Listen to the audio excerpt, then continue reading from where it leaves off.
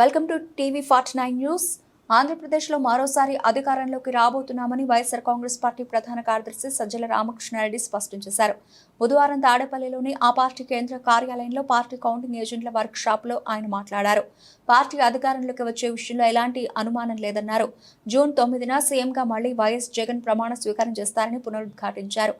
వారం రోజుల తర్వాత టీడీపీ పీడ రాష్ట్రానికి విరగడవుతుందని వ్యాఖ్యానించారు.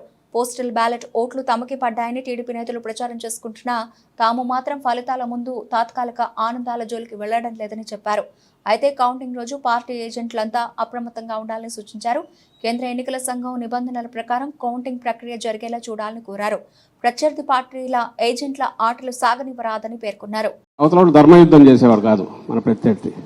వాళ్ళకి తెలిసిన విద్య అడ్డంగా కొట్టడం, అది గమనిస్తూనే ఉన్నాం. అది ఈసీ కావచ్చు, ఇంకోటి కావచ్చు. దయచేసి ప్రతిదీ మా టార్గెట్ మనది ఇది అనే దృష్టిలో పెట్టుకుని దానికి తగినట్టు తెలుసుకోండి.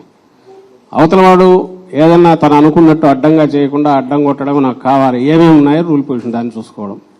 మనది ఒకటి వాడు చల్లనోటుగా ఇది చేసే పరిస్థితి రాకుండా అడ్డం పడాలి. ఏమేం చేయొచ్చో దానికి మనకు కావాలి. సో కన్వీనియంట్ మనకు అనుకూలంగా అవతలవాడు ఆటలు సాకుండా చేసేట్టు ఆ రూల్ని ఎట్లా ఇది చేసుకోవాలి, అవసరమైతే దాని వరకు ఎంతవరకు ఫైట్ చేయాలి అనేది మనం కంఫర్టబుల్గా బ్రహ్మాండంగా వస్తున్న దాంట్లో డౌట్ లేదు. అయితే వాళ్ళ ఆటలు సాగనివ్వకుండా ఎట్లా చేయాలనేది మనం చేసేది మన టార్గెట్. అది మళ్ళీ అధికారంలోకి వస్తున్నాం, బ్రహ్మాండంగా వస్తున్నాం. 9న ప్రమాణ స్వీకారం ఉంటుంది, ఇందులో ఎలాంటి డౌట్ లేదు.